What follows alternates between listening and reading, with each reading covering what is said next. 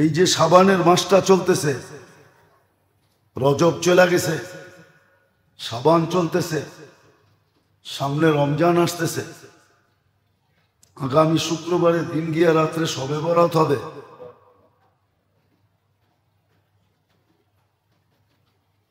শাবান মাস আসছিল, যে ক্লিনের মাস, দান খয়রাতের মাস, সৎকার মাস।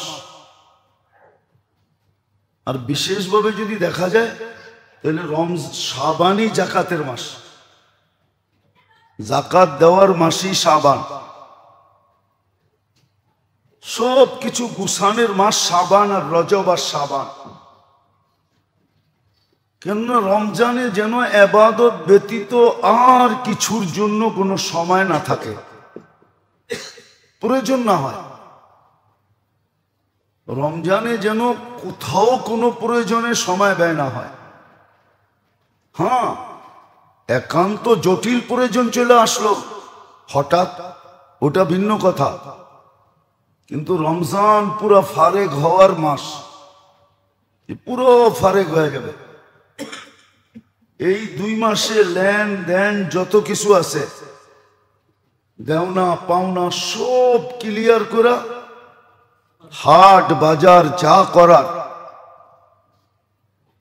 কাপড় চোপড় সব কিছু কমপ্লিট করা, রমজান ঢুকবে তো আখেরাতের কামার জন্য কাছা দিয়ে নেমে যাবে, কবরে গামছা বান্ধা নেমে যাবে। নিয়ম এটাই ছিল।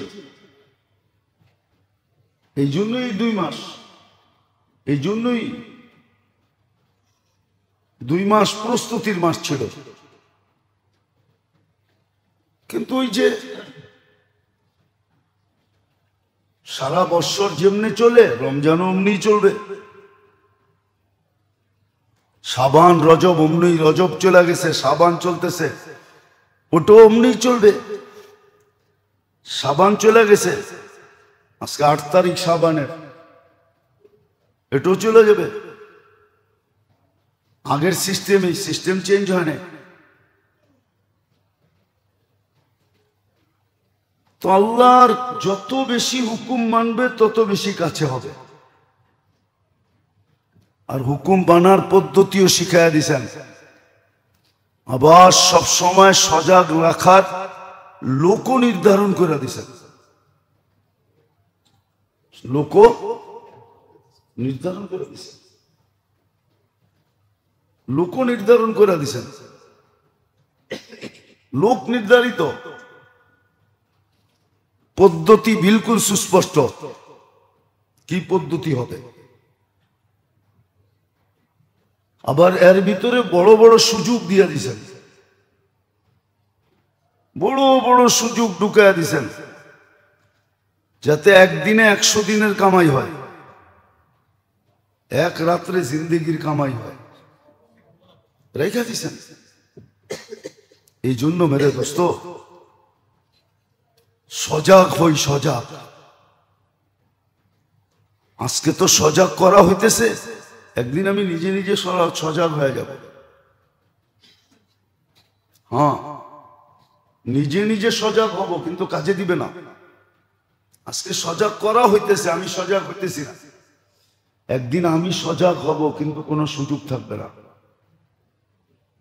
নাহলে আপনি একটা কথা ভাবেন, এত ছোট জীবন দিয়া জান্নাতের মজা কি জানেন?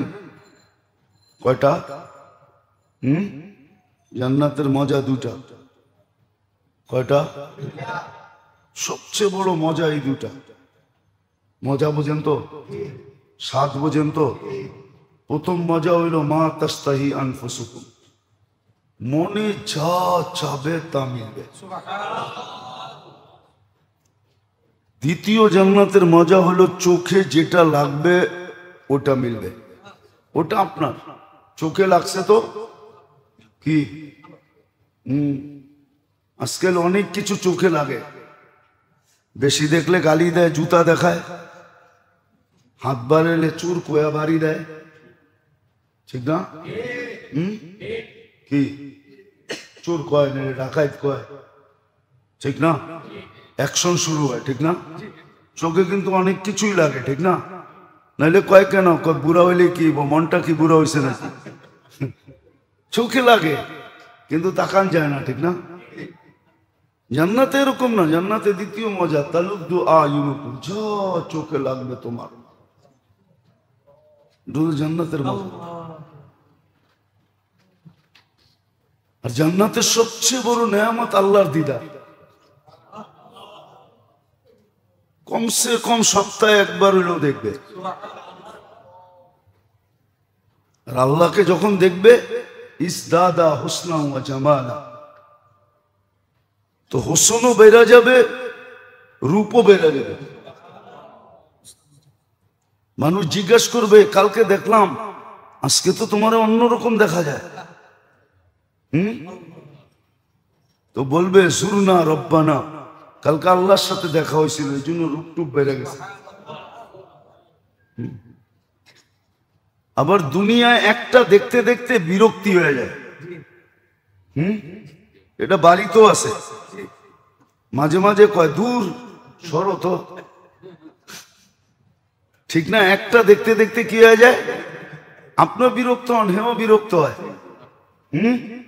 এই জন্য জান্নাতে প্রতি সপ্তাহে গেট আপ চেঞ্জ হবে,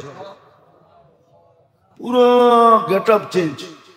প্রতি শুক্রবারে আবার ব্র্যান্ড নিউ হবে, যাতে পুরান আপনাকে বলতেই না পারে। 2 সপ্তাহ যেতে দিবে না আল্লাহ, এর আগেই চেঞ্জ করে দিবে। দুইজনেই চেঞ্জ হবে। কেউ যে না বলতে পারে, দূর পুরানটাই তো, এক মডেলই তো, হ্যাঁ, এটা যেন না বলতে পারে। প্রতি শুক্রবারে চেঞ্জ হবে। সত্য এটাই, মিলবে যত বেশি আল্লাহর কাছে হবে, রসুলের কাছে হবে। এই জন্যই ব্যবস্থাপনা দিয়েছেন। সম্মানিত উপস্থিতি, কোরআন হাদিস থেকে যতটুকুই তেলাওয়াত করলাম, আশা রাখি একই সামনে রেখে কিছু কথা রাখবো, সাথে সাথে দোয়ার দরখাস্ত। আল্লাহ আমাদেরকে বুঝার এবং মানার তৌফিক দান করেন। বুঝে আসুক আর না আসুক, স্বীকার করি আর না করি, চিরসত্য এটাই, মানুষ আল্লাহকে যতটুকু মানবে ততটুকুই আল্লাহর কাছে হইতে থাকবে। কাছে হওয়ার মাধ্যম একমাত্র, কাছে হওয়ার পাথেও একমাত্র আল্লাহকে মানা আর আল্লাহর রাসূল সাল্লাল্লাহু আলাইহি ওয়াসাল্লামকে মানা। যত বেশি আল্লাহকে মানবে তত বেশি আল্লাহর কাছে হবে। আর চিরাচরিত নিয়ম এটাই, কাছের মানুষই উপকৃত হয় বেশি। যে যত বেশি আল্লাহর কাছে হবে, আল্লাহর অফুরন্ত ভান্ডার থেকে সে তত বেশি উপকৃত হবে। শুধু ভান্ডার থেকে উপকৃত হবে না, বরং আল্লাহর শক্তি থেকে, কুওয়াত থেকে, কুদরত থেকে, এমনকি আল্লাহর জাত থেকে সে তত বেশি উপকৃত হবে। আর এটাও সত্য, সমস্ত ভান্ডার আল্লাহর কাছে।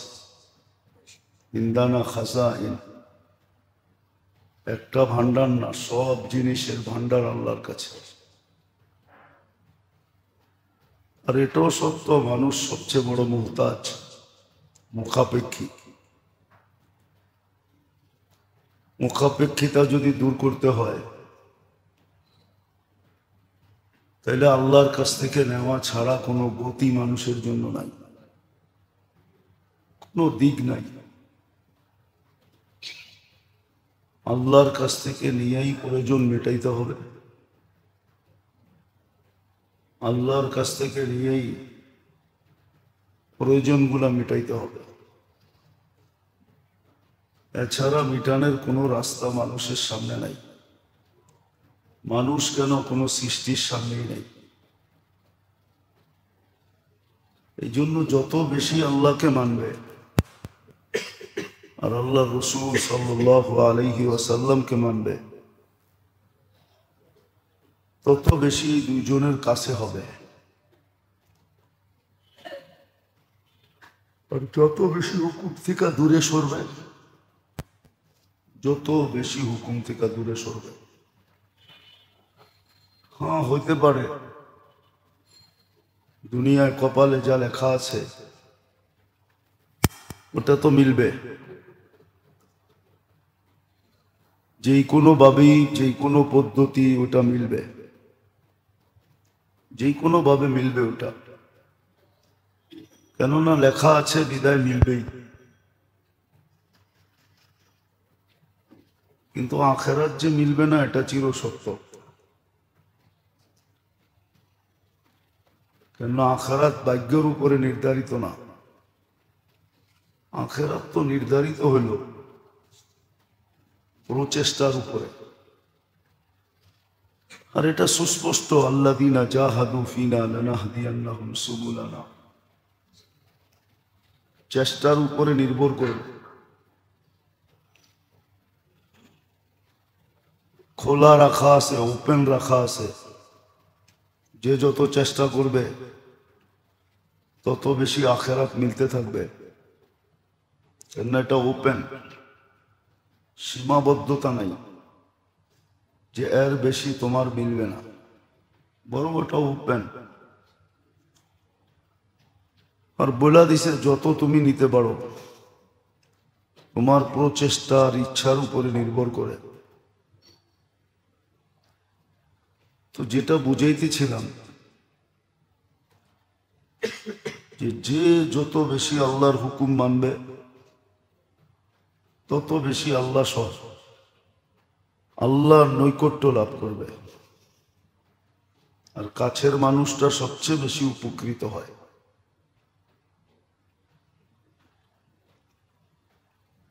আল্লাহর রসুলকে যত বেশি মানবে, তরিকাকে যত বেশি মানবে, যেটাকে আরেক শব্দে বলা হয় মুত্তাবে সুন্নত যত বেশি হবে, প্রত্যেক কাজের ভিতরে সুন্নত তরিকা যত দেখবে, তত বেশি আল্লাহর রসুলের কাছে হবে,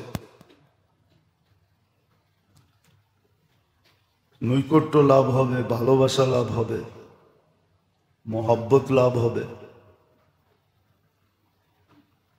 আর ভাগ্যের চাক্কা ঘুরবে আর ভাগ্য খুলবে। এই জন্য আল্লাহকে মানা আর আল্লাহর রসুলকে মানা,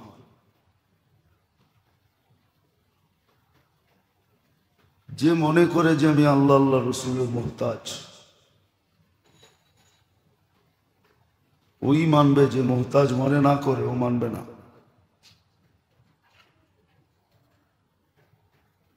হ্যাঁ, মানুষকে আল্লাহ ইচ্ছা স্বাধীনতা দিচ্ছেন বিধায় মানুষ মন মতো চলতে পারে। ইচ্ছা স্বাধীনতা যদি না দিতেন তো মন মতো চলতে পারতো না। তখন তো প্রত্যেক কদম উঠায়া উঠায়া চলতে হতো, নাইলে হইতে পারতো যে কদম উঠাইছে আর রাখতে দিতেছেন না, রাখছেন আর উঠাইতে দিতেছেন না। এটারও কিন্তু উদাহরণ দুনিয়াতে আছে। কদম রাখছে আর উঠাইতে পারে না, যেটাকে আমাদের শব্দে প্যারালাইসিস বলি, আর উঠাইতে পারতেছে না। অথবা উঠাইছে আর রাখতে পারতেছে না। এরকম হয় মাঝে মাঝে। একজনকে দেখায় 10 জনকে বুঝাইতে চান, কিন্তু আসলে সত্য বুঝে কম। এটাও কারণ আছে, পাত্র যখন বড়া থাকে তখন আর জিনিসের ভিতরে ঢুকে না। তো দুনিয়া দিয়ে আমাদের পাত্র ভরা, এই জন্য এই সমস্ত কথা দুনিয়ার কথা দিয়ে ভরা। যুক্তি তর্ক, শিক্ষা দীক্ষা, এগুলা দিয়ে ভরা, এই জন্য বুঝে আসে না, নাহলে বোঝা কোনো কঠিন ছিল না।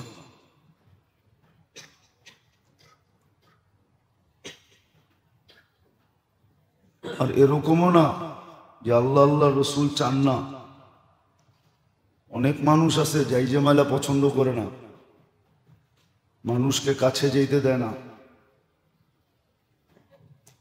বিশেষ বিশেষ লোক ছাড়া কেউ যেতে পারে না, এরকম সিস্টেম দুনিয়াতে আছে। আল্লাহ আল্লাহ রসুলের সিস্টেম এরকম না, ইচ্ছা করলে সবাই কাছে হইতে পারে। বিশেষত্ব ওইখানে নাই, দুনিয়াতে আছে বিশেষত্ব, দুনিয়াতে রুটিন আছে, এই সময় থেকে এই সময় পর্যন্ত যাওয়া যাবে, তারপরে যাওয়া যাবে না। এরা এরা দেখা করতে পারবে, আর কেউ পারবে না, সবার জন্য উন্মুক্ত না। কিন্তু আল্লাহ আল্লাহ রসুল এরকম না, সবার জন্য উন্মুক্ত, সব সময় উন্মুক্ত। নইলে আপনি একটা কথা চিন্তা করেন, চিন্তার বিষয়, কিন্তু চিন্তা করলে বুঝে আসবে, নাহলে বুঝে আসবে না। মানুষ যখন উন্নত হয় তো উন্নত এলাকায় থাকে, তখন আর নিম্ন এলাকায় থাকে না। উন্নত মানে শিক্ষা দীক্ষা দ্বারা উন্নত, চাকরি বাকরি দ্বারা উন্নত, টাকা পয়সা দ্বারা উন্নত, সয় সম্পত্তি দ্বারা উন্নত, তখন সে দেখবেন উন্নত এলাকায় থাকে, নিম্ন এলাকায় থাকে না। মনে হয় বুঝাইতে পারি না। মানুষ যখন শিক্ষায় দীক্ষায় উন্নত হয় তো উন্নত এলাকায় থাকে, পদে সদে যদি উন্নত হয় তো উন্নত এলাকায় থাকে, টাকা পয়সা যদি বেশি হয় তো উন্নত এলাকায় থাকে, উন্নত ফ্ল্যাটে, উন্নত বাড়ি, সব কিছু উন্নত জায়গায় থাকে। আর লো লেভেলে থাকতে চায় না,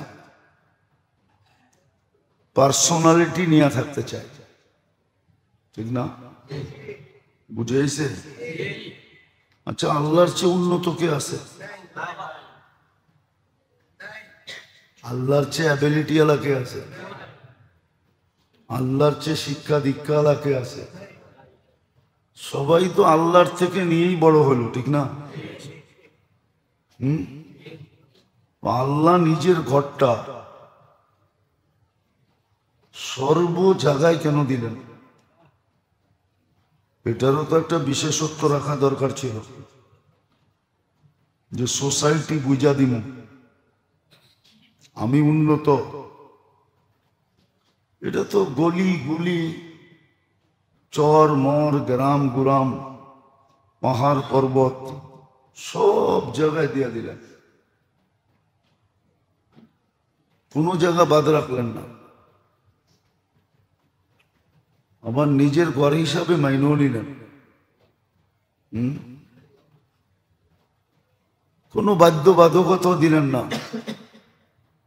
অনেকে আছে দাওয়াত দিলে মেনু বইলা দেয়, আপনার দাওয়াত গ্রহণ করতে পারি, কিন্তু আমি এই আইটেম খাই,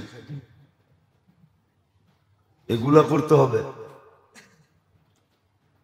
আল্লাহ তো কোনো মেনুও দিলেন না, বাধ্যবাধকতা দিলেন না যে আমার ঘর বিল্ডিং হইতে হবে, টাইলস লাগতে হবে, দামি দামি দিস দিয়া সাজাইতে হবে। আল্লাহর ঘর তো খের দিয়া বানাইলেও হয় না? খেরের মসজিদ নাই? এখন হয়তো নাই, ছিল তো। কেন? বুঝা গেল বন্দা যেন সহজে আল্লাহর কাছে হইতে পারে, 2 কদম দিয়েই যেন কাছে হইতে পারে, নিজের মহল্লায় বসেই যেন হইতে পারে, আরেক মহল্লায় যেতে না হয়, একটু দূরের ডিস্টেন্সে যেতে না হয়, কাছে থেকে কাছে অল্প চলেই যেন হইতে পারে। বাবার বিষয়, কিন্তু নাইলে আপনি পুরান টাউন চিন্তা করেন, গলি গলি মসজিদ। না তো করেন নাই যে এত কাছে কাছে মসজিদ বানাইছো কেন? কোনো বাধ্যবাধকতা তো নাই, আছে নাকি? কেন? মানুষের দিকে তাকাইলে একরকম দেখি, আল্লাহর দিকে তাকাইলে আরেক রকম দেখি। মানুষ একটু উন্নত হইতে দেরি, উন্নত এলাকায় যেতে দেরি করে না, উন্নত এলাকা খোঁজে। উন্নত এলাকা কোনটা? ওইখানে যায় থাকে। বহুত মানুষ আছে ভাড়া তোলে এইখানে, খরচ করে ওইখানে, থাকতে চায় না। জিজ্ঞাসা করলে সাদা মাঠা জবাব দেয়, যে ছেলে পেলে বড় হইতেছে, তো একটা ভালো পরিবেশ দরকার, ছেলে পেলে মানুষ করতে হবে। তাহলে যেই এলাকার থেকে ভাড়া উঠায় ওই এলাকার মানুষ অমানুষ,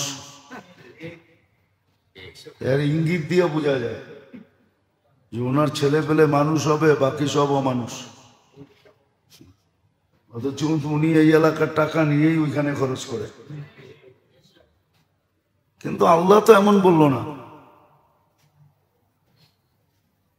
আল্লাহ তো সর্ব জায়গায় নিজের ঘর দিয়া দিলেন।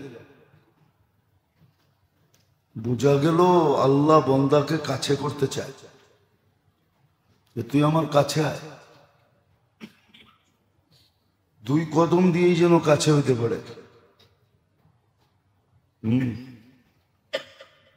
এই জন্যই তো মসজিদের সাথে যাদের ঘনিষ্ঠ সম্পর্ক, মসজিদকে যারা ভালোবাসে, ঘনিষ্ঠ সম্পর্ক, নিজের মনকে মসজিদে লটকায় রাখে, কাজ কাম না থাকলে মসজিদ ছেড়া যায় না। সময় দেয় তো মসজিদই দেয়, সময় কাটায় তো মসজিদই কাটায়। এদেরকে তো আল্লাহ প্রতিবেশী বলছে। কিয়ামতের দিন জিজ্ঞাসা করবে, আমার প্রতিবেশীরা কোথায়? ফেরেশতারা বলবে, সুবহান ওয়ালাকাল জিরান। আল্লাহ, আমরা তো জানতাম না আপনার প্রতিবেশী ছিল। আল্লাহ বলবে, যারা মসজিদ আবাদ করছে, মসজিদের সাথে ঘনিষ্ঠ সম্পর্ক ছিল, খুব আসা যাওয়া করত, খুব সময় দিত, ওরাই তো আমার প্রতিবেশী। তাহলে বুঝা গেল কাছে করার জন্য ব্যবস্থাও করছে। কেউ এরকম ব্যবস্থা করে নাই। বাধ্যবাধকতা তো আমরা রাখছি, এতটাই করবে, এতটাই বন্ধ হবে। আল্লাহ তো বাধ্যবাধকতা রাখেন নাই। আল্লাহ তো বাধ্যবাধকতা রাখেন নাই। আল্লাহ বলছে, তোমার জন্য কোনো সময় নেই, এনি টাইম আসতে পারো, কাছে হইতে পারো। আবার পদ্ধতিও দিছেন, কখনো নফল নামাজ দ্বারা, কখনো জিকির দ্বারা, কখনো তেলাওয়াত দ্বারা। নাইলে এই হাদিস কেন বলবেন, আনা মা'a মান যাকারানি, আমাকে যারা স্মরণ করতে থাকে আমি ওদের সাথে সাথেই থাকি। তো এটা কেন বলবেন? বুঝে গেল যে কোনো মুহূর্তে সাক্ষাৎ করা যায়, কাছে হওয়া যায়। তদ্রূপ আল্লাহ রসুলেরও যখনই মনে চায় কাছে হইতে পারবে। আছে বহুত মানুষ এরকম কাছে যে ডেলি দেখা হয়, ডেলি না হলে সপ্তাহে হয়, সপ্তাহে না হলে মাসে হয়, মাসে না হলে বৎসরে হয়, বৎসরে না হলে জীবনে তো হয়ই হয়। আছে এরকম লোক। আল্লাহ রসুলকে স্বপ্নে দেখে। এটা হলো কাছে হওয়ার নিদর্শন, যে আমিও তোমার কাছে, তুমিও আমার কাছে। তো যেটা বুঝাইতেছিলাম, মেরে আজিজো, মেরে দোস্তো, মেরে ভাইও, যে যত মানবে সে তত বেশি কাছে হবে, আবার যে যত কাছে হবে সে তত উপকৃত হবে। কিন্তু আবার এটাও একটা কথা আছে,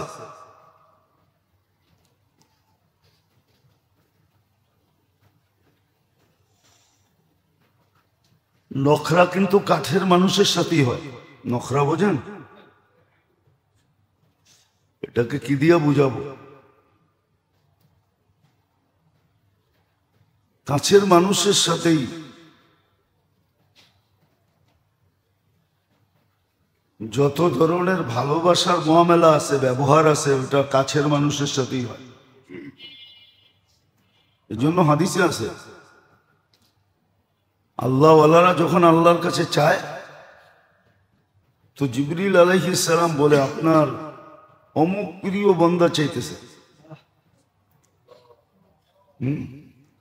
মানুষ কিন্তু ভালোবাসা লুকায় রাখতে চায়। কিছু ভালোবাসা আছে, এটা কি চলে, গোপনে গোপনে চলে, বেশি একটা প্রকাশ করতে চায় না। কেননা প্রকাশ করলেই সমস্যা, হয়তো ইজ্জত যাবে, মান সম্মান যাবে, মানুষ খারাপ বলবে। আল্লাহ কিন্তু ভালোবাসা লুকায় রাখে না। যেই বান্দাকে ভালোবাসে এটা ওপেন করে দেয়। প্রথম জিবরিল আলাইহিস সালামকে ডাইকা বলে, অমুকের সাথে ভালোবাসা, তুমিও বাসো।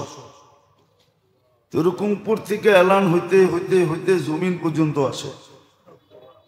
জমিনে এলান হয়, ইন্নাল্লাহ ইউহিব্বু ফুলান, জিবরিল ইউহিব্বু ফুলান, আহলুস সামাওয়াতি ইউহিব্বুনা ফুলান। আল্লাহ অমুককে ভালোবাসে, জিবরিল আলাইহিস সালাম বাসে, আকাশওয়ালারা বাসে, জমিনওয়ালারা তোমরাও বাসো। ফায়ানজিলু লাহুল কবুল, সৃষ্টির মধ্যে তার গ্রহণযোগ্যতা ছড়ায় দেওয়া হয়। এর জন্য হাদিসে আছে, বললাম না, এটাকে উর্দুতে বলে নখরা। মানে ভালোবাসায় ছনছন করা আর কি। ছনছন বোঝেন? ভালোবাসা। আল্লাহর ভালোবাসার বান্দা যখন চায়, এই জন্যই আপনি বলবেন নামাজ পড়লাম, চাইলাম, দিল তো না। হতে পারে আপনি ভালোবাসার পাত্র, জিবরিল বলে আল্লাহ অমুক ভালোবাসার পাত্র চাইতেছে, আল্লাহ বলে দিও না। কই কেন? কয় আওয়াজটা ভাল লাগে, দিলেই তো বন্ধ হয়ে যাবে। চাওয়াটা ভাল লাগতেছে, চাওয়াটা চাইতে দাও। দিবে না যে এরকম না, দিবে, কিন্তু চাওয়াটা লম্বা করে দিবে। আবার যখন দুশ্মন চায়, জিবরিল আলাইহিস সালাম বলে আপনার দুশ্মন চায়, কি করব? আল্লাহ বলে জলদি দিয়া দাও। কয় দুশ্মন তো চাইলো আর দিয়া দিলাম, ওর তো ব্যবসা জমে যাবে। মাইসে দেখবো চাইলি দিয়া দেন, তো মাইসে বলবো যে হয়ে গেছে। কি কি এরম করেই তো কত দান্দা হইতেছে, হইতেছে, ঠিক না? আসলে একটাও ঠিক না, একটাও দান্দা তো হইতেছে, গরু মহিষ সবকিছুর দান্দাই হইতেছে, ঠিক না? আল্লাহ বলে ওর আওয়াজটা ভাল লাগে না, দিয়া দাও, আওয়াজ বন্ধ হয়ে যাক। তো সত্য এটো, কাছের মানুষ অনেক সময় চাইলে দেন না, আওয়াজ ভালো লাগে বিদায়। আরো একটা কারণ আছে, যে এইখানে দিলে ক্ষণস্থায়ী হবে, সাময়িক হবে। এখন দিও না, চিরস্থায়ী দিন। এখন দিও না, চিরস্থায়ী দিন। যেমন আল্লাহ রসুলকে সমস্ত ভান্ডারের চাবি দিতে চেয়েছেন, সমস্ত ভান্ডারের চাবি যদি থাকতো তাহলে ওনার কাছে কি না থাকতো? সবই তো থাকতো, ঠিক না? সব ভান্ডারের চাবি ওনার কাছে, খুলতেন আর নিতেন। কিন্তু উনিই তো বলছে ক্ষণস্থায়ী নিয়ে কি লাভ, নিলে চিরস্থায়ী নিমু। একা নিয়ে কি লাভ, সবাইকে নিয়েই নিমু। উনিও আমাদেরকে শিক্ষা দিয়েছেন। তো আল্লাহর যত কাছে হবে তত বেশি আল্লাহর থেকে ফায়দা উঠাবে।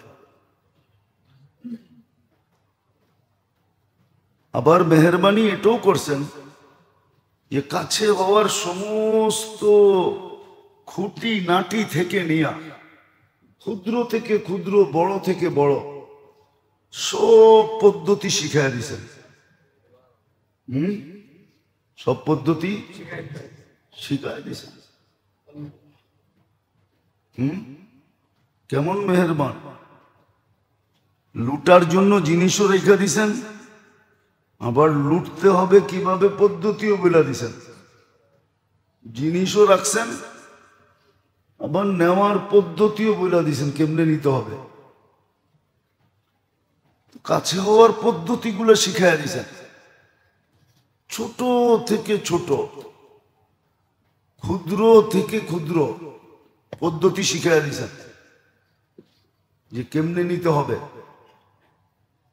কেমনে কাছে হওয়া যাবে। একবারে জাররা থেকে নিয়া, নাইলে কেন বলতেন ওমাইয়া আমাল মিসকালা যাররাতিন খাইরান ইয়ারা। ক্ষুদ্র থেকে ক্ষুদ্র পদ্ধতি আর বড় থেকে বড় পদ্ধতি, সহজটাও শিখাই দিয়েছেন, কঠিনটাও শিখাই দিয়েছেন, সব শিখাই দিয়েছেন কেমনে কাছে হওয়া যায়, কি করে তুমি কাছে হবে।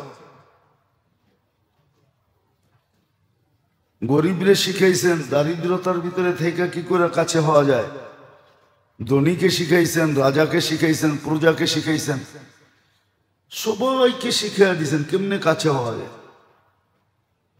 আপনি দেখেন, আমল কিন্তু কাছে হওয়ার জন্যই, ইবাদত বন্দেগী কিন্তু কাছে হওয়ার জন্যই, তাসবিহ তাহলিল কিন্তু কাছে হওয়ার জন্যই, জিক্র তেলাওয়াত এটাও কাছে হওয়ার জন্য।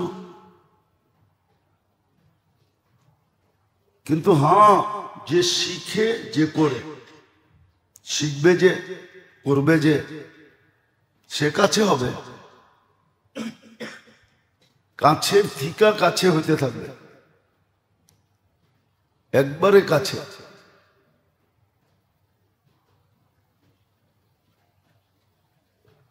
একবারে কাছে হইতে থাকবে।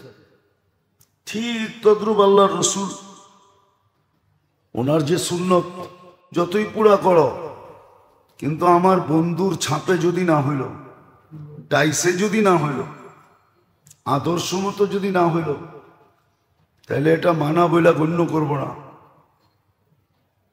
তাহলে একটা দিয়ে দুটা পূরণ হয়। এই জন্যই মেরে দোস্ত আল্লাহ আমাদেরকে ইবাদত দিছেন।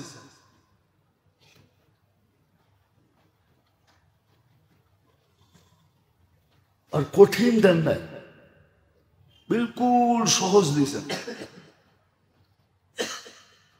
আপনি একটা কথা ভাবেন, ঢাকা শহরে দুটা, ঢাকা উত্তর আর দক্ষিণ, ঠিক না?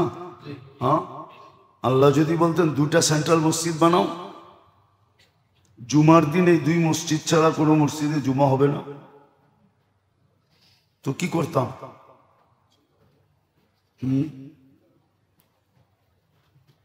আপনি জায়গা কই পাইতেন? কয়টার সময় জ্যামের শহরে বাহির হইতেন? হয়তো দেখা যেত বসতে বসতে জুমাই শেষ। কিন্তু আসান করছেন, আপনার মহল্লাই জুমা মসজিদ দিয়ে দিয়েছেন। যেইখানে মনে চায় জুমা পড়ো।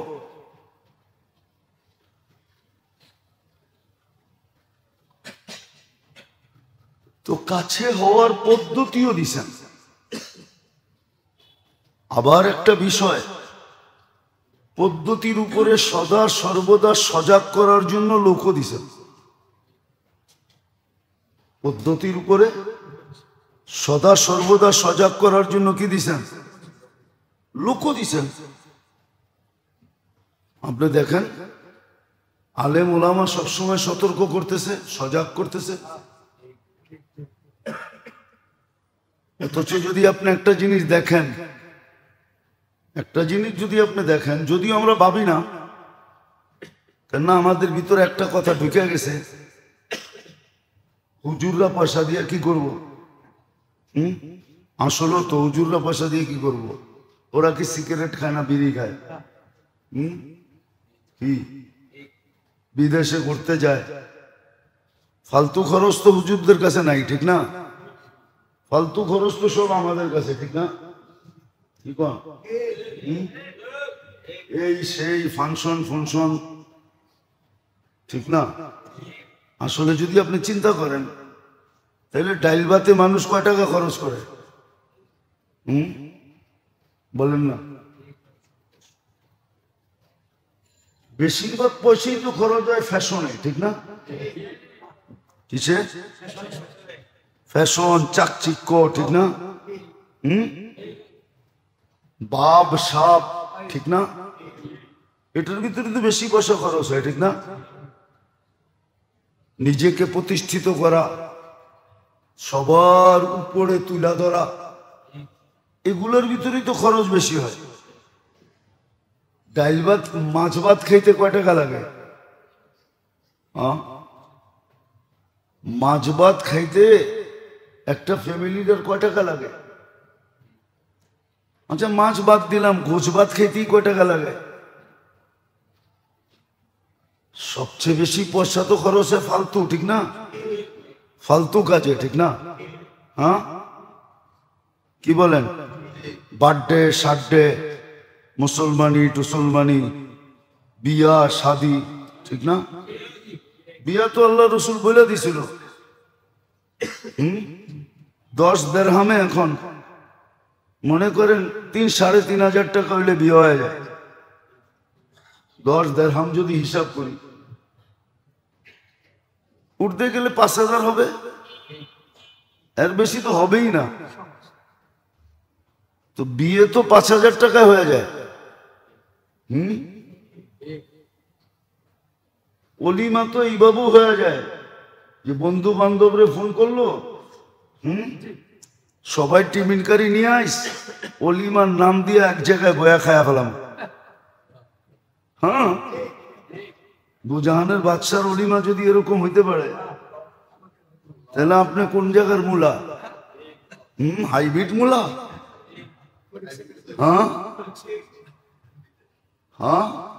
এই জন্য তো হাইব্রিড মূলাতে খালি পাংশা লাগে, পানি। আগেরটার ভিতরে পানি লাগতো না, মূলাই লাগতো। চিংড়ি মাছ দিয়ে পাক করলে সেমন মজা হইতো, ঠিক না? আর এখন খালি পানি লাগে, ঠিক না? তো যেটা দেখাইতেছিলাম, খরচ তো হয় ফালতু। এই জন্য ওনারা বলে হুজুর গো এত টাকা লাগে, হুজুর টাকা দিয়ে কি করবে, ঠিক না? কিন্তু এটা ভাবে না যে ওপেন যুগ, ঠিক না? কি ঢাকা শহরে অটোওয়ালারা কয় টাকা কামায়? 1,000 নিয়ে বাড়ি ফিরে? 1,000 নিয়ে বাড়ি ফিরে? গ্রামের তো 1,000 নিয়ে ফিরে না। ঢাকা শহরে তো আরো বেশি, ঠিক না? কি অটোতে 50 টাকার নিচে ভাড়া আছে নাকি? এইখান থেকে নয়া বাজার যান না, 20 টাকা দিলে চোখ কিরম করে দেখেন না? যদি 50 টাকা ভাড়া ধরেন, তাহলে তো 20 জন মারলেই 1,000 টাকা, ঠিক না? তো যদি অটোওয়ালা 1000 কামাইতে পারে তো হুজুর কেন 10,000 করে আছে? আপনি তখন হুজুরে টাকা দিয়ে কি করবে? আপনি দেখেন হুজুরেরটা, আপনারটা তো দেখেন, আজ পর্যন্ত তো দেখেন নাই, একজনও তো এখানে নাই যে কোনোদিন কোনো হুজুরে জিজ্ঞাসা করছে যে হুজুরের ব্যাপারে আল্লাহ আমাকে কোনো দায়িত্ব দিছে কিনা। সত্য করে কোন তো কোনোদিন জিজ্ঞাসা করছেন যে আলেম ওলামার ব্যাপারে আল্লাহ আমাকে কোনো দায়িত্ব দিছে কিনা? আচ্ছা, আপনাকে যদি কোনো দায়িত্ব না দিয়া থাকে তো কিয়ামতের দিন হুজুররা আপনাদের দায়িত্ব নিবে কেন? আজকে আপনি এটা জিজ্ঞেস করেন নাই, আর জিজ্ঞেস করার প্রয়োজনও মনে করেন নাই যে হুজুরের ব্যাপারে আমার আবার দায়িত্ব কি? মাসে 50 টাকা চান্দা দেই, আম করে নামাজ পড়ায় দিব, এটাই তো বেশি, ঠিক না? হুজুর যদি কিয়ামতের দিন বলে, ওটা তো গ্যারান্টি দেওয়া আছে, সুপারিশের অধিকার দিবে। হুজুর যদি বলে তুমি আমার 60 বছরের দায়িত্ব নিতে পারো না, আমি তোমার চিরদিনের দায়িত্ব নেই কি করে? নিব না। আল্লাহ তো পিটায় দায়িত্ব পুরা করতে বলবে না, আল্লাহ বলবে তোমার ইচ্ছা, সুপারিশ করলে করলা, না করলে না করলা। কেননা অধিকার তোমাকে আমি দিয়া দিছি, অনধিকার চর্চা করবো না। আপনারা তো কেউ কোনোদিন কাউরে জিজ্ঞেস করেন নাই যে হুজুরের ব্যাপারে আমার দায়িত্ব কি। যেমন আমাকে মিজায়াব রমজানে জিজ্ঞেস করে হুজুর তারাবি পড়ায় পয়সা নেওয়া জায়েজ আছে? একবারও জিজ্ঞেস করে না আজ পর্যন্ত যে হুজুর আমি যে হাফেজের পিছে তারাবি পড়লাম আমার দেওয়ার কোনো দায়িত্ব আছে? এটা তো জিজ্ঞেস করে না। এটা জিজ্ঞেস করছেন কোনোদিন? কিন্তু এইখানে মানুষ আছে জিজ্ঞেস করছে হুজুর তারাবি পড়ায় পয়সা লওয়া জায়েজ আছে কিনা। অন্যেরটা জিজ্ঞেস করেন, আমার কি এটা জিজ্ঞেস করেন না? যেমন এখন বললাম, রাগ হয়েন না, বুঝানোর জন্য বললাম যে আল্লাহ পদ্ধতি শিখাইয়া দিছে, আবার হুজুর করে দায়িত্ব দিছে স্মরণ করায়া দিতে, স্মরণ করায়া দিতে। রাগ হয় না, বুঝানোর জন্য বলতেছি। মাঝে মাঝে তো দেখি মাদ্রাসা কমিটি, মসজিদ কমিটি, সাধারণ পাবলিক হুজুরদের উপরে যেরকম চেতা চেতে, যেরকম লয়, ঠিক না? এরকম যদি ঘরে 2 দিন লইতো তাহলে 3য় দিন মনে হয় ওর তালাক দিতে হতো না, বউ তালাক দিয়ে চলে যেত। থাক তুই, তোরে লয়া গেলাম আমি, দেখি টোকায়া পাই কিনা একটা। হুজুররা তো যায় না। আপনি মনে করছেন হুজুর মজবুর? হুজুর মজবুর? হ্যাঁ, কিছু করে খেতে পারবে না। হ্যাঁ, আরে যদি প্রবাদ বাক্য এটাই সত্য হয়, শরীর মহাশয়, যা সয় বা তাই সয়, এটা কি প্রবাদ বাক্য না? তাহলে হয়তো এখন দেখতেছেন সইতেছে না, কালকে দেখবেন সয়ে গেছে। কেন? শরীরের নাম যা সয় বা তাই সয়। হুজুর কি সহাইতে পারবে না? অবশ্যই পারবে।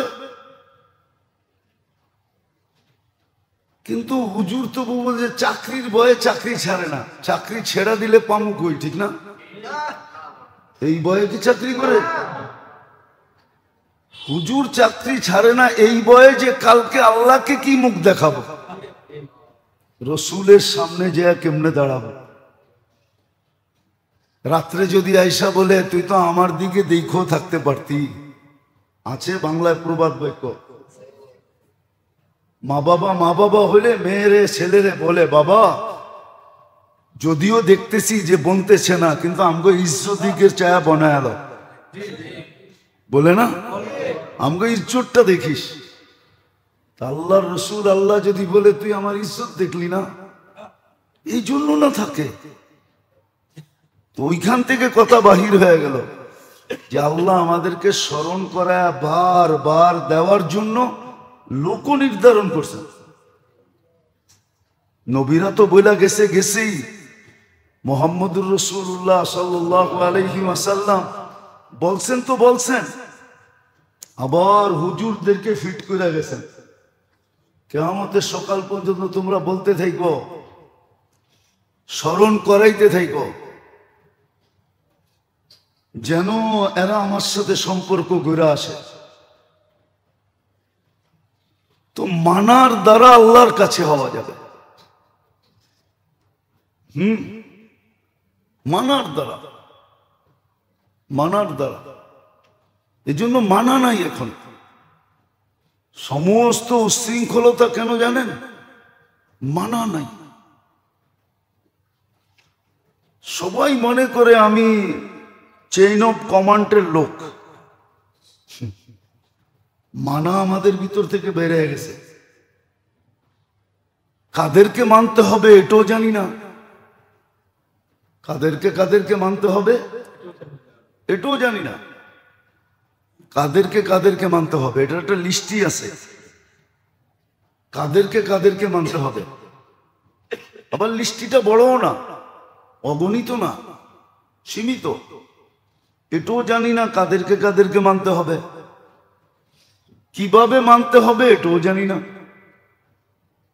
এখন কিন্তু মান্যতা গণ্যতা বাইরে গেছে না, মানা নাই। আর সব জায়গার ঝগড়া কিন্তু এটার জন্য, সব জায়গার ঝগড়া এটার জন্য। মানে না, মানে না।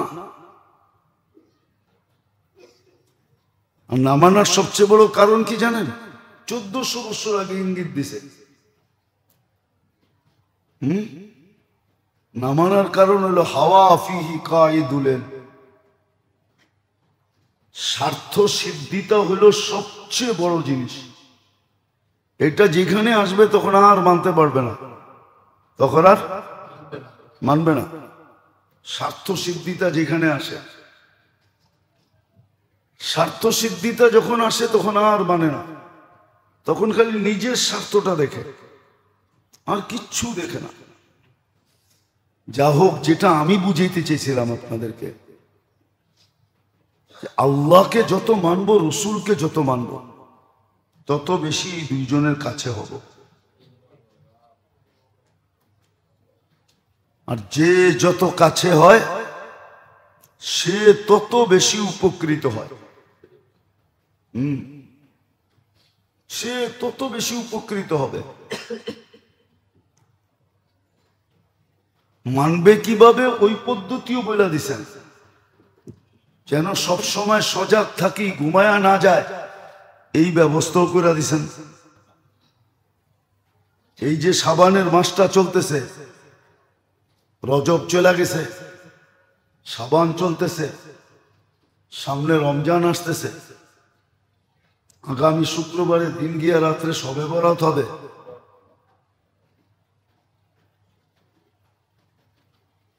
শাবান মাস আসছিল, যে ক্লিনের মাস, দান খয়রাতের মাস, সৎকার মাস।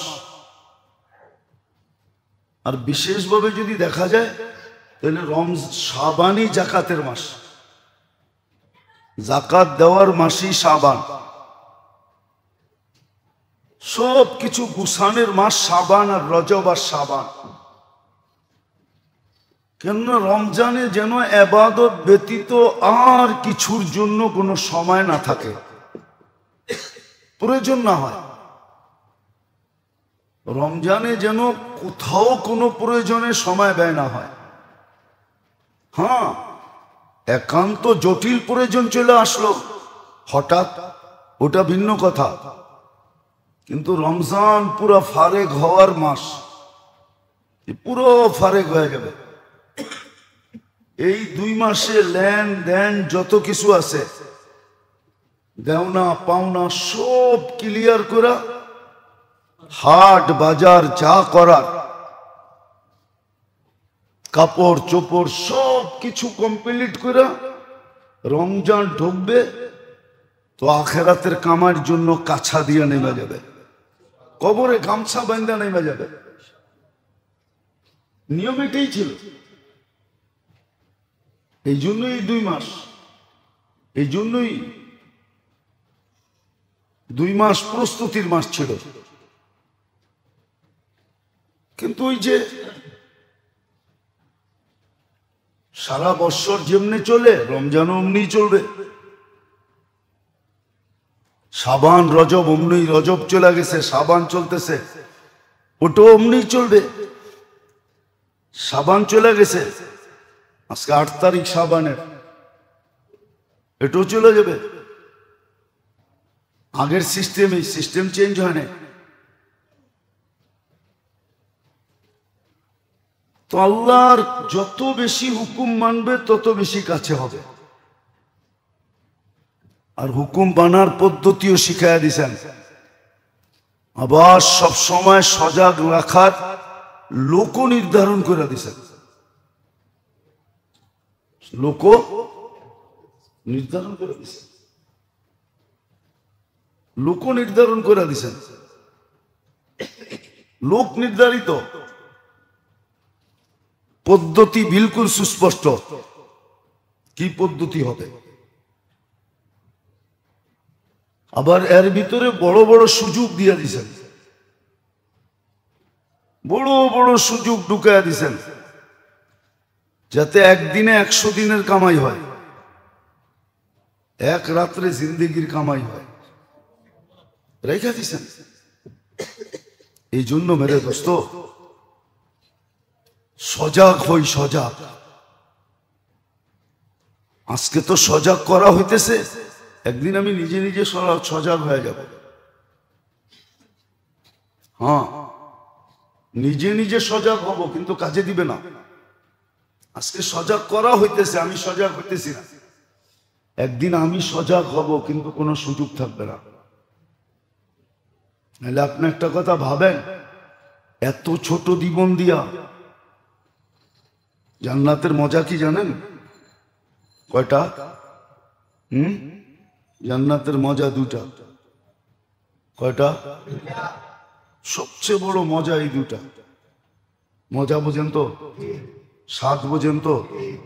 প্রথম মজা হইল মা তাস্তাহি আনফুসুকুম, মনে যা চাবে তা মিলবে। দ্বিতীয় জান্নাতের মজা হলো চোখে যেটা লাগবে ওটা মিলবে, ওটা আপনার। চোখে লাগছে তো কি? আজকাল অনেক কিছু চোখে লাগে, বেশি দেখলে গালি দেয়, জুতা দেখায়, হাত বাড়ালে চুর কোয়া বাড়ি দেয়, ঠিক না? কি চোর কয় না, ডাকাইত কয়, ঠিক না? অ্যাকশন শুরু হয়, ঠিক না? চোখে কিন্তু অনেক কিছুই লাগে, ঠিক না? নাইলে কয় কেন, কয় বুড়া হইলে কি, মনটা কি বুড়া হয়েছে নাকি? চোখে লাগে কিন্তু তাকান যায় না, ঠিক না? জান্নাতে এরকম না। জান্নাতে দ্বিতীয় মজা তালুদ্দু আয়ুনুকুম, যা চোখে লাগবে তোমার, জান্নাতের মজা। আর জান্নাতের সবচেয়ে বড় নেয়ামত আল্লাহর দিদার। কমসে কম সপ্তাহে একবার হইলেও দেখবে। আর আল্লাহকে যখন দেখবে ইসদাদা হুসনা ওয়া জামালা, তো হোসনও বেড়ে যাবে, রূপও বেড়ে যাবে। মানুষ জিজ্ঞাসা করবে, কালকে দেখলাম, আজকে তো তোমার অন্যরকম দেখা যায়। তো বলবে সুরনা রব্বানা, কালকে আল্লাহর সাথে দেখা হয়েছিল, এই জন্য রূপটুপ বেড়ে গেছে। আবার দুনিয়ায় একটা দেখতে দেখতে বিরক্তি হয়ে যায়। এটা বাড়িতেও আছে, মাঝে মাঝে কয় দূর সরো তো, ঠিক না? একটা দেখতে দেখতে কি হয়ে যায়, আপনার বিরক্ত হন, হেও বিরক্ত হয়। এই জন্য জান্নাতে প্রতি সপ্তাহে গেট আপ চেঞ্জ হবে, পুরো গেট আপ চেঞ্জ। প্রতি শুক্রবারে আবার ব্র্যান্ড নিউ হবে, যাতে পুরান আপনাকে বলতেই না পারে। 2 সপ্তাহ যেতে দিবে না আল্লাহ, এর আগেই চেঞ্জ করে দিবে। দুইজনেই চেঞ্জ হবে। কেউ যে না বলতে পারে দূর পুরানটাই তো, এক মডেলেই তো, হ্যাঁ, এটা যেন না বলতে পারে প্রতি শুক্রবারে চেঞ্জ হবে। সত্য এটাই, মিলবে যত বেশি আল্লাহর কাছে হবে, রসুলের কাছে হবে। এই জন্যই ব্যবস্থাপনা দিছেন, এই জন্যই আবাদত দিছেন, জিকির দিছেন, তেলাওয়াত দিছেন, তসবিহ দিছেন, তাহলিল দিছেন, দান দিছেন, খয়রাত দিছেন, যাকাত দিছেন, আবার মাসও দিছেন। কিন্তু আফসোস তো এখানে সজাগার কয়জন? বেশিরভাগই তো আমরা ঘুমন্ত, শতকরা একজনও তো সজাগ না। লাখে 2-4-5 জন পাওয়া যাবে, বাকি তো আমরা সব ঘুমান্ত। এই জন্য আসেন, শাবান মাসটা চলতেছে, আবার দেখতে দেখতে শেষ হয়ে রমজান চলে আসবে যদি আল্লাহ বাঁচায় রাখে। এই জন্য রমজানের প্রস্তুতি স্বরূপ শাবান মাসটায় রমজান মাসের জন্য যা প্রয়োজন, ঈদের জন্য যা প্রয়োজন, আরে এখন কিনলে তো আপনি বীর ছাড়াও কিনতে পারতেছেন, 2 পয়সা সস্তায়ও কিনতে পারতেছেন। কিন্তু কেন যে বোঝে না এটাও বুঝি না। বীর বাটটাই মনে হয় আমরা পছন্দ করি, 2 পয়সা বেশি যাক ওটাই পছন্দ করি। নাইলে এই 2 মাসে যদি বাজার সাজার হয়ে যেত তাইলে কিন্তু বীরবারটা ছাড়াও কিনা যেত। কি 10টা দেখা একটা কিনা যেত, ঠিক না? সবাই যখন রমজানে হুমরি খায়া পড়ে তো দোকানদাররা এরকম ভাবলয় যে বিনা পয়সায় দিতেছে। মাঝে মাঝে আমরা রাস্তাঘাটে দেখি সিএনজি নিতে হয়, তো সিএনজি দেখি, একটু চোখে দেখা বলতেছি, সিএনজিতে যখন ঢুকি তো রাত্র হয় 2টা-3টা হয়। আজকে রাত্র আমি 4:30টায় ঢুকছি ঢাকা শহরে, তো রাত্র হয়তো তো খোঁচাইতে খোঁচাইতে উঠায় লাগায় দেয় না। ও বাবু এরকম দেখায় মনে হয় যে বিনা পয়সায় দিতেছে। কি হ্যাঁ, আবার 10 টাকা বকশিস না দিলে বনাটের কাছেও যায় না। ঘুষ সব জায়গায় আছে, ঘুষ পদ্ধতি ভিন্ন আর কি। যা দেখেন 1000 গাড়ি ঢুকছে, 500 গাড়ি ঢুকছে, 10,000 করে কত, 10 টাকা করে কত হইলো? হ্যাঁ কন্যা তুমি 100 গাড়ি ঢুকছে, মনে করেন 10 টাকা করে কত? 10,000। না না না, ঠিকই আছে, 1000। 100 গাড়ি তো ঢোকে না, 500-700 গাড়ি ঢুকে, তাহলে বেতনও পায়, কর্মচারী রেটও পায়, ঠিক না? তো বাপভঙ্গি এরকম দেখায় যে বিনা পয়সায় দিতেছে। কি বিনা পয়সা দিতেছে? মাঝে মাঝে বলতেও হয়, কিরে ফাও দিলি নাকি? তোর বাপভঙ্গিতে তো বোঝা যায় ফাও দিলি। তা আপনি তো ওই সময় দোকানে যে হুমরি খেয়ে পড়বেন, যেই সময় সেলসম্যানরা এরকম বাপ দেখাবে, একটাতে 2টা দেখাইতে দিবে না, 5টা গাড়িটা গাঁটতে দিবে না, 2টা দেখলেই বা নিলে নেড়ে যান, মনে হয় যে মাগনা দিবে। আমরাও অভ্যস্ত হয়ে গেছি, আমরাও ধাক্কা খাইতে অভ্যস্ত হয়ে গেছি। আরেকটা তো বলাই যায় না, বলতে গেলে হিতে বিপরীত হইতে পারে। মা বোনরা মনে হয় বীরবারটাই পছন্দ করে। কি বীরবারটাই পছন্দ করে? নাইলে ঈদের বাজার এখন করে না কেন? ওই চান্দ্রাইতেই করবো কেন? শেষ 10 দিনই করবে কেন? রমজানই করবে কেন? অথচ রমজানে করার তো যেটা দরকার ছিল এটা তো করেই না। দোতালার উচিত ছিল 3 তালা অথবা নিচতলা আলাকে বলা, তুমি ইফতারি পাকাও না, আমি পাকামো। কেন? শুনছি 1 ডোব পানি দিয়ে ইফতার করাইলে নাকি জাহান্নাম থেকে মুক্তি মিলে। তো আমি ডেলি তোমার জন্য ইফতারি বানায় পাঠাবো, আমার জাহান্নাম থেকে মুক্তি মিলবে। তাইলে এটা করতো, এটা তো করে না, এটা তো করে না। যা হোক, আল্লাহ আমাদেরকে বুঝার তৌফিক দান করেন।